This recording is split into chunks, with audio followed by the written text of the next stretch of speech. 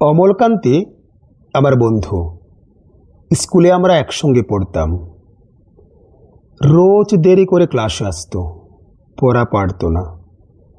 শব্দরূপ জিজ্ঞেস করলে এমন অবাক হয়ে জানলার দিকে তাকিয়ে থাকতো যে দেখে ভারী কষ্ট হতো আমাদের। আমরা কেউ মাস্টার হতে চেয়েছিলাম, কেউ ডাক্তার, কেউ উকিল। অমলকান্তি সেসব কিছুই হতে চায়নি, সে রোদ্দুর হতে চেয়েছিল।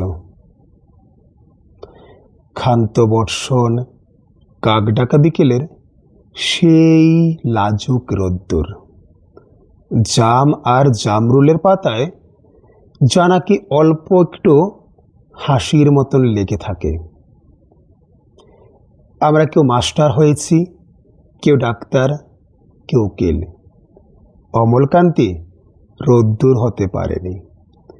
সে এখন অন্ধকার একটা ছাপাখানায় কাজ করে। মাঝে মধ্যে আমার সঙ্গে দেখা করতে আসে, চা খায়, এটা ওটা গল্প করে, তারপর বলে উঠি তাহলে। আমি ওকে দরজা পর্যন্ত এগিয়ে দিয়ে আসি। আমাদের মধ্যে যে এখন মাস্টারি করে, অনায়াসে সে ডাক্তার হতে পারত। যে ডাক্তার হতে চেয়েছিল, উকিল হলে তার এমন কিছু ক্ষতি হতো না। অথচ সকলেরই ইচ্ছে পূরণ হলো, এক অমলকান্তি ছাড়া। অমলকান্তি রোদ্দুর হতে পারেনি। সেই অমলকান্তি রোদ্দুরের কথা ভাবতে ভাবতে ভাবতে ভাবতে যে একদিন রোদ্দুর হতে চেয়েছিল, যে একদিন রোদ্দুর হতে চেয়েছিল।